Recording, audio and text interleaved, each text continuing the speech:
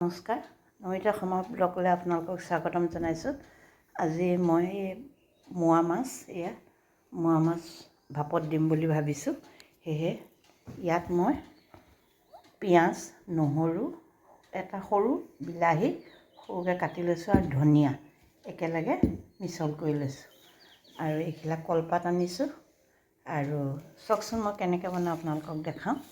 এই মিশ্ৰণখিনি চব একেলগে লৈছোঁ। তাত মই মোৱা মাছ কেইটামান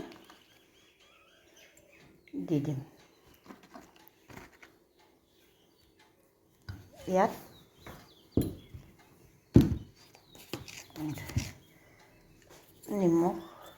অলপমান নিমখ দিছোঁ।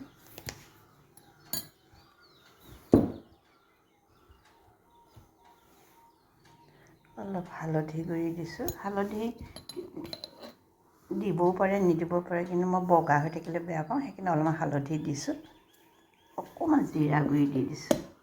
মাছৰ এটা গোন্ধ আছে যে গোন্ধটো নাইকিয়া হ'বৰ কাৰণে।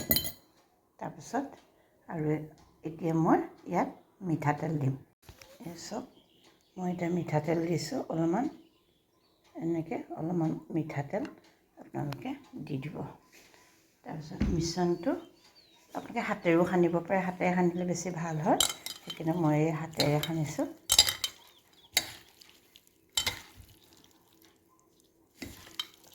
ধুনীয়াকৈ সানিব। আৰু জলকীয়া আপোনালোকে যেনেকৈ খায় কম বেছি তেনেকৈ জলকীয়া দিব। আমি কম খাওঁ, সেইকাৰণে মই জলকীয়া 3টা দিছোঁ। এতিয়া মই কলপাতত মাছখিনি দি দিম। চাওকচোন, এয়া আপোনালোকে যদি বিলাহী নিদিয়ে, আপোনালোকে এটা কাম কৰিব, হোৱাৰ পিছত অলপমান নেমু চেপি দিব। মই ইয়াত ধনিয়া চব দি দিছোঁ একেলগে। তাৰপিছত মই হাতখন ধুই লওঁ, তাৰপিছত আপোনালোকক দেখাই আছোঁ আহক। এই মাছখিনি এনেকৈ ভালকৈ মেৰিয়াই দিছোঁ, তেতিয়া খুলি নাযায়। কলপাতখিলা মই কালিয়ে আনি পেলাই কাটি থৈছোঁ। এনেকৈ দিব, দি পেলাই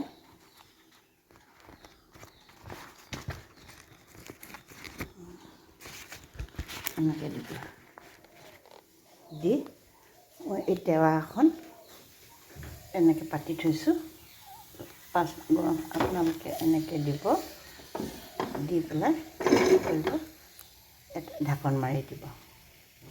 নহ'লে অলপ দেৰি যেতিয়া হ'ব বুলি গম পাব, আপোনালোকে ওলটাই দিব। যেতিয়া হ'ব মই আপোনালোকক দেখাই আছোঁ। এয়া চব মই এতিয়া ইলুটি কৰি দিম।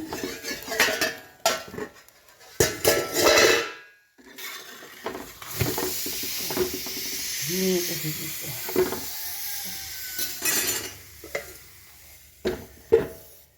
তাৰপিছত আপোনালোকে খালী গেছটো একদম কমকৈ দিব। মই কেনেকৈ দিছোঁ দেখিছোঁ না, একেবাৰে কমকৈ দিব। তেতিয়া ইয়াৰ পিছত কেনেকৈ হোৱাৰ পিছত আপোনালোকক দেখাই আছোঁ চব।